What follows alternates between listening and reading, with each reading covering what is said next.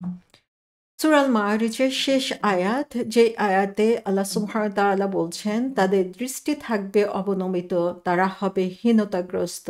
এটাই সেদিন যার ওয়াদা তাদেরকে দেওয়া হতো।" তাহলে যখন তারা কবর থেকে উঠে দৌড়ে যাবে এবং মনে হবে যেন তারা একটা টার্গেটের দিকে দৌড়ে যাচ্ছে এবং একজন আরেকজনের সাথে রেস করে সেদিকে এগিয়ে যেতে থাকবে, তখন সেদিন তাদের কি অবস্থা হবে আল্লাহ সুবহানাহু ওয়া তাআলা এখানে বলে দিচ্ছেন যে সেটা তাদের জন্য এত ওভারওয়েলমিং হবে, হিউমিলিয়েটিং হবে যে তাদের দৃষ্টি থাকবে অবনীত এবং তারা তাদেরকে যেই দিনের ওয়াদা করা হয়েছিল সেই দিনের সাক্ষাৎ তারা সেদিন পেয়ে যাবে। যে যখন আমরা কোরআনে এই আয়াতগুলো পড়ি এবং এখানে যে বর্ণনাগুলো দেওয়া হয়েছে সে কিয়ামতের দিনে সেটা যখন আমরা পড়ি, যে একজন অবিশ্বাসী তার জন্য যে হোপলেসনেস এখানে দেখা যাচ্ছে, যে আম আ তারা সেদিন যে তারা নিশ্চিত হয়ে যাবে যে তাদের জন্য এখানে আসলে কিছুই নাই। তো সেই অবস্থা তাদের জন্য ওয়াদাকৃত সেই দিনে তারা সমস্ত কিছু obviously সমস্ত কিছু দেখতে পাবে এবং সেটা তাদের অস্বীকার করার কোনো উপায় থাকবে না। কিন্তু আল্লাহ সুবহানাহু ওয়া তাআলা কোরআনে বারবার এই জিনিসগুলো স্মরণ করিয়ে দিয়েছেন। এই কারণে যেন হচ্ছে তারা নিজেদেরকে সাবধান করতে পারে। আমরা নিজেদেরকে সাবধান করতে পারি। শুধুমাত্র এটা ডিসবিলিভারদের জন্য বলা হয় নাই। আমাদের সবার জন্য এটা স অম সতর্কবাণী করে দেওয়া হয়েছে যে দুনিয়াতে আমরা আইডল টক অথবা খেলাধুলা অথবা অপ্রয়োজনীয় কাজ নিয়ে যখন ব্যস্ত থাকি, তখন আমাদের আসলে চিন্তা করা উচিত যে আমরা কি গাফেল হয়ে যাচ্ছি? আমরা কি এই কারণেই আমাদের মূল্যবান সময়গুলোকে নষ্ট করছি? আমরা কি আমাদের লিমিট ক্রস করছি? যার কারণে হচ্ছে আল্লাহ সুবহানাহু ওয়া তাআলা আমাদেরকে ছেড়ে দিয়েছেন এবং দুনিয়াবি কাজের মধ্যে আমরা নিজেদেরকে ব্যস্ত করে ফেলেছি। সো এই আয়াতের মধ্যে আমরা দেখতে পাই আল্লাহ সুবহানাহু ওয়া তাআলা যে ওই কিয়ামতের দিনে মানুষের যে ইমোশনাল স্টেট হবে, স্পেশালি অবিশ্বাসীদের যে ইমোশনাল স্টেট হবে, সেটা তিনি এখানে বলেছেন এবং বলছেন যে খাশিয়াতান আবসারুহুম।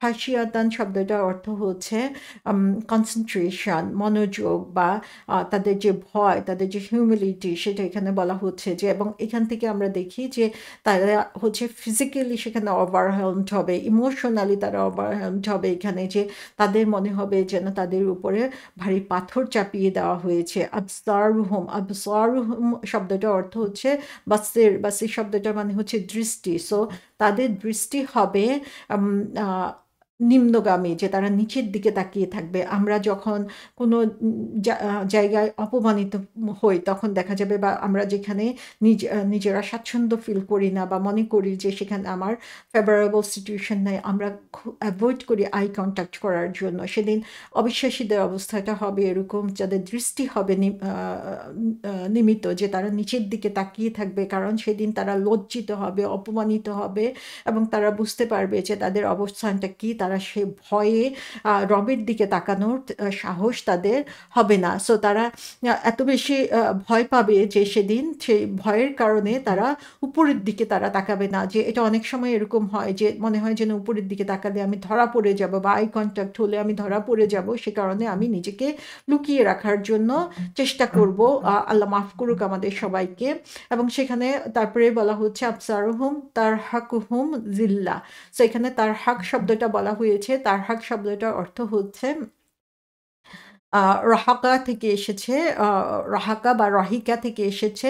যখন কোনো কিছুকে ফুলি আম আ ডমিনেট করা হয়। যখন ফোর্সফুলি সেটার উপরে কর্তৃত্ব নিয়ে নেওয়া হয় ফিজিক্যালি, তখন সেটাকে তারহাক বলা হয়। যে সেদিন তাদের অবস্থাটা হবে যে মনে হবে ফিজিক্যালি তাদের উপরে কোনো বোঝা চাপিয়ে দেওয়া হয়েছে এবং তারহাকুহুম জিল্লাহ। জিল্লাহ শব্দটার অর্থ কি? জিল্লাহ শব্দটার অর্থ হচ্ছে বিং হেল্পলেস, যে এমন একটা অবস্থা যখন সে নিজেকে কোনো ধরনের হেল্প করতে পারছে না এবং হেল্পলেসনেস অথবা নিজের অসহায়ত্ব তখন তার উপরে বোঝা হয়ে চেপে যাবে। এবং সে কারণে আমরা দেখি যে সেদিন এমন অবস্থা হবে যে সেই কঠিন দিনে সে সে কোনো ধরনের আশা দেখতে পারবে না, কোনো ধরনের আলো সেখানে দেখতে পাবে না। এবং আল্লাহ সুবহানাহু ওয়া তাআলা বলছেন যালিকা ইয়াউমুল্লাযী, যে সেই দিন কি হবে, তারা কি করবে, কানু ইউআদুন। সো এখানেও আমরা ইউআদুন, যে জিনিসটা ওয়াদা করা হয়েছে সেই কথাটা এখানে বলা হচ্ছে। এবং আল্লাহ সুবহানাহু ওয়া তাআলা এখানে আমাদেরকে আবারও স্মরণ করিয়ে দিচ্ছেন যে এই দিনটা হচ্ছে সেই দিন যে দিনটা প্রমিস করা হয়েছিল। সো আমাদের এটা ভুলে যাওয়ার কোনো সুযোগ নাই। এবং কন্টিনিউয়াসলি যালিকা আল্লাযী কানু ইউআদুন মানে হচ্ছে সেটা আগেও হয়েছে এবং হতে থেকেছে, কন্টিনিউয়াস একটা প্রসেস। সো আল্লাহ সুবহানাহু ওয়া তাআলা এখানে বলছেন যে তাদেরকে কন্টিনিউয়াসলি এই দিনের কথা স্মরণ করিয়ে দেওয়া হয়েছিল, কিন্তু তারপরেও তারা এই ব্যাপারটাকে ভুলে গিয়েছিল।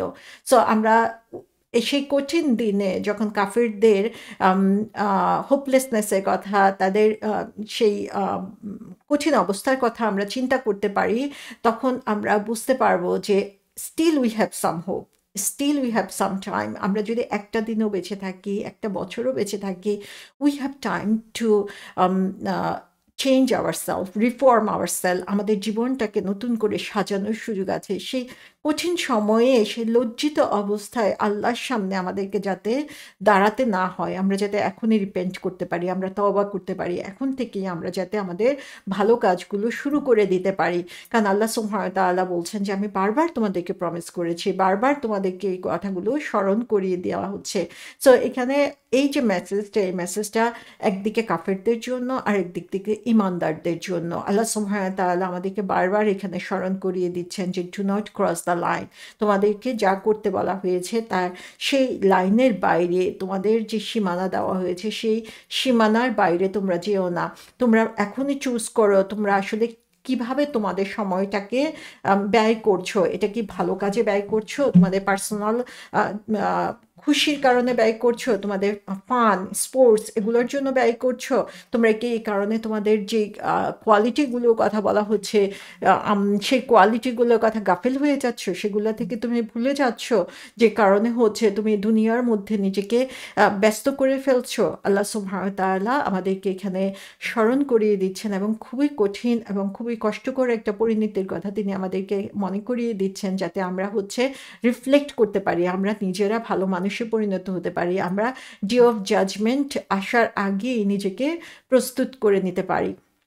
এবং এই সূরাতে আমরা দেখি যে আল্লাহ সুবহানাহু ওয়া তাআলা এই শেষ আয়াতের মধ্যে যে কথাগুলো বলেছেন, সেখানে আমরা ৩টা জিনিস তাফসীরকারগণ বলেছেন যে এটা হচ্ছে সেই দিন যে ব্যাপারে প্রতিনিয়ত তাদেরকে সতর্ক করা হয়েছিল। এবং এই দিনে কি হবে, এই দিনে হিউমিলিটি, লজ্জা, অসম্মান তাদেরকে ওভারকাম করবে। যে ব্যাপারে তারা হচ্ছে এই দুনিয়াতে কোনো কেয়ার করতো না, সেটাই সেদিন তাদেরকে ওভারকাম করবে। সেদিন দুশ্চিন্তা তাদেরকে ওভারকাম করবে, সেদিন লজ্জা তাদেরকে ওভারকাম করবে। এবং এই সমস্ত কিছু তাদের উপরে এভরি ডিরেকশন, চারিদিক থেকে তাদের উপরে আসবে। এবং দুশ্চিন্তার কারণে তাদের হৃদয় যেন ঢাকা পড়ে যাবে, তাদের চোখ নিচু হয়ে যাবে, তাদের চলাফেরা সেদিন স্লথ হয়ে যাবে, তাদের কণ্ঠ সেদিন নীরব হয়ে যাবে। সো এখান থেকে আমরা দেখি যে বিভিন্ন দিক থেকে লজ্জা, দুশ্চিন্তা এবং তাদের হীনতা তাদেরকে এমনভাবে এফেক্ট করবে যে সেদিন তারা ভুলে যাবে যে তাদের জন্য এই সুযোগ ছিল দুনিয়াতে, যেটা তারা কাজে লাগাতে পারত। তো এখানে আমরা দেখি যে সূরার প্রথম এবং শেষের অংশের মধ্যে যে সুন্দর সমন্বয় আল্লাহ সুবহানাহু ওয়া তাআলা করেছেন। যেমন সূরা শুরুই হয়েছে যেখানে এক ব্যক্তি প্রশ্ন করেছিল যে সে আযাবটা কি আসবে, যেটা অবধারিত বলা হচ্ছে এই ব্যাপারে সে জানতে চাচ্ছে। এবং আল্লাহ সুবহানাহু ওয়া তাআলা বলছেন যে হ্যাঁ, এটাই সেই দিন যেদিন তোমার এরকম একটা হীন অবস্থা হবে এবং যার ওয়াদা তোমাদেরকে অলরেডি করা হয়েছিল। সো আমরা এখান থেকে যে জিনিসটা দেখতে পাচ্ছি যে আখিরাতের যে চিত্র আমরা এখানে দেখতে পাচ্ছি, যেভাবে আল্লাহ সুবহানাহু ওয়া তাআলা একটার পর একটা স্টেপ বাই স্টেপ ঘটনা ঘটাবেন এবং লাস্ট ডেতে আমাদেরকে তার সামনে দাঁড়াতে হবে। সেখানে যারা ইমানদার, যারা কাফের, যারা মুনাফিক, তাদের কি অবস্থান হবে, সেই অবস্থানটা আমরা দেখতে পাই এখানে, যে একটার পর একটা স্টেজ পার হয়ে আমাদেরকে আসতে হবে। এবং আমরা যদি প্রত্যেকটি স্টেজের কথা চিন্তা করি যে এই স্টেজের জন্য আমি কি প্রিপারেশন নিয়েছি, কিভাবে আমি সামনে এগোচ্ছি, কিভাবে আমি আমার সময়কে কাজে লাগাচ্ছি, তাহলে আমরা দেখতে পাবো যে এই হেল ফায়ার পার হয়ে যাওয়ার সুযোগ আমরা দিতে পারি কিনা। এবং শুধুমাত্র যে আমরা এই হেল ফায়ার পার হয়ে গেলেই হবে তা না, বরং এই যে কান্তারার কথা বলা হয়েছে, এটা হচ্ছে আমার কাছে সবচেয়ে স্কেয়ারি জায়গা মনে হয়, যে সমস্ত হিসাব পার হয়ে আসার পরে এই কান্তারা জাস্ট বিফোর দ্য জান্নাত, তা সেখানে কি হবে, মানুষের সাথে আমার যে ডিসপিউট ছিল, মানুষের সাথে যে লেনদেন ছিল, সেগুলোর হিসাব মিলানো হবে। এবং সেটা যদি আমি সঠিকভাবে মিলাতে না পারি, এত ভালো আমলের পরও শেষ পর্যন্ত আবার আমাকে জাহান্নামে ব্যাক করতে হবে। আল্লাহ সুবহানাহু ওয়া তাআলা আমাদেরকে হেফাজত করুন, আমরা যাতে আল্লাহর দেওয়া শিখানো দোয়া সবসময় পড়তে পারি, যেটা আল্লাহ সুবহানাহু ওয়া তাআলা সূরা ইমরানে বলে দিয়েছেন 194 নম্বর আয়াতে, যে হে আমাদের পালনকর্তা, আমাদেরকে দাও যা তুমি ওয়াদা করেছো তোমার রাসূলগণের মাধ্যমে, এবং কিয়ামতের দিন আমাদেরকে তুমি অপমানিত করো না, নিশ্চয়ই তুমি ওয়াদা খেলাফ করো না। আমরা কেউই সেই কঠিন দিনে আল্লাহর সামনে অপমানিত অবস্থায় হাজির হতে চাই না। আল্লাহ সুবহানাহু ওয়া তাআলা আমাদের সবাইকে সেই কঠিন দিনের জন্য প্রিপারেশন নিতে, যাতে এখন আমরা সচেতন হতে পারি, সেই সুযোগ তিনি আমাদেরকে দিন। আমাদের যতটুকু সময় রয়েছে সেই সময়টুকু আমরা যাতে আল্লাহ সুবহানাহু ওয়া তাআলার পছন্দনীয় কাজগুলো জেনে সেগুলো বেশি বেশি করে করতে পারি, এবং অপছন্দনীয় কাজগুলো থেকে নিজেকে দূরে সরিয়ে রাখতে পারি। আমি আমার নিজেকে হেফাজত করতে পারি, আমার পরিবারকে হেফাজত করতে পারি, আমার আশেপাশে যারা রয়েছে সবাইকে আমি একটা নিরাপদ আশ্রয় দিতে পারি। আল্লাহ সুবহানাহু ওয়া তাআলা আমাদের সবাইকে সেই পথে চলার তৌফিক দিন।